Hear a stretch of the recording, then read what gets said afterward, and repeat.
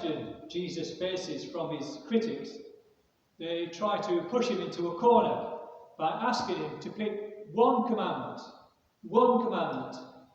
out of all the Jewish laws as being the most important.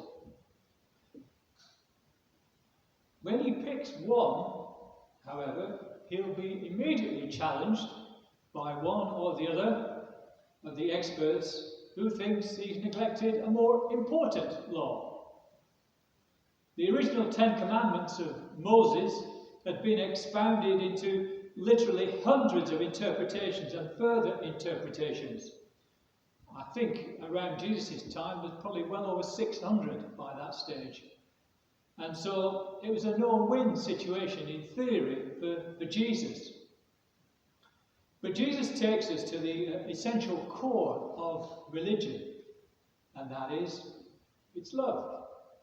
Jesus quotes Deuteronomy 6:5 and then Leviticus 19 verse 18. We are to love God with all our heart, soul and mind, and neighbour as self.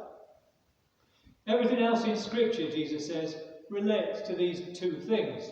The Apostle Paul would later write, love is the fulfilling of the law in Romans. Or again, if I have not love, I am nothing in 1 Corinthians 13.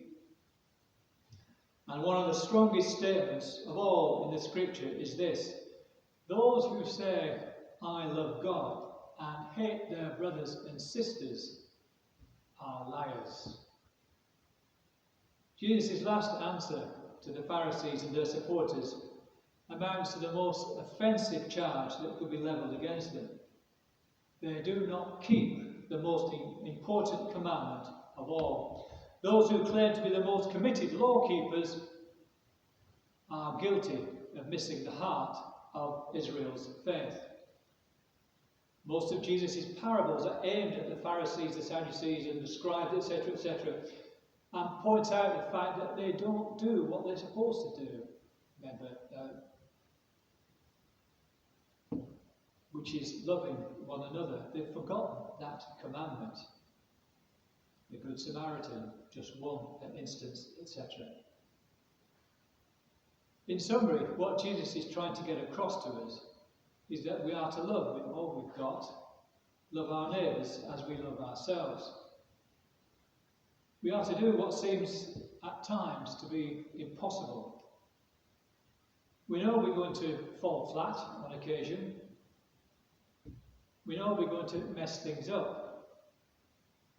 So how can we possibly do it?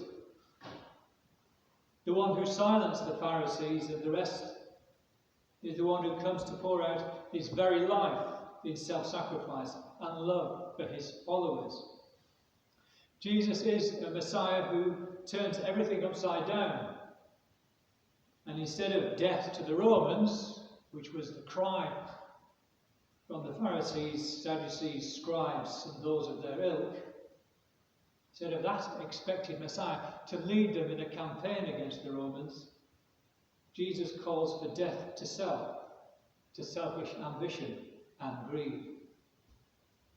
And within the last few minutes of that conversation that they have, the Pharisees, Sadducees and scribes are out engineering the death of somebody who will change the world. So what is it that we are commanded to do? Well, I believe the call is to follow in the footsteps of the one who stood in the presence of those accusers, stood in the presence of those enemies, and declared love to be the be-all and end-all. The call is to weep with those who weep. And this is the season where we do weep with those who weep. We are to laugh with those who laugh. We are to touch the untouchables. We are to feed the hungry.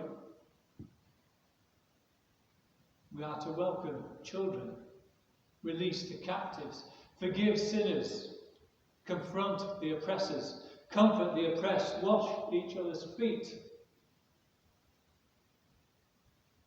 hold each other close when we can do, and tell each other the truth. Ultimately, the call is to guide each other home. So let me leave you with this blessing that I found as I was preparing this talk. The world now is too dangerous and too beautiful for anything but love. So may your eyes be so blessed you see God in everyone. Your ears so you hear the cry of the poor. May your hands be so blessed that everything you touch is a sacrament. Your lips so you speak nothing but the truth in love. May your feet be so blessed you run with those who need you. And may your heart be so opened, so set on fire, that your love changes everything.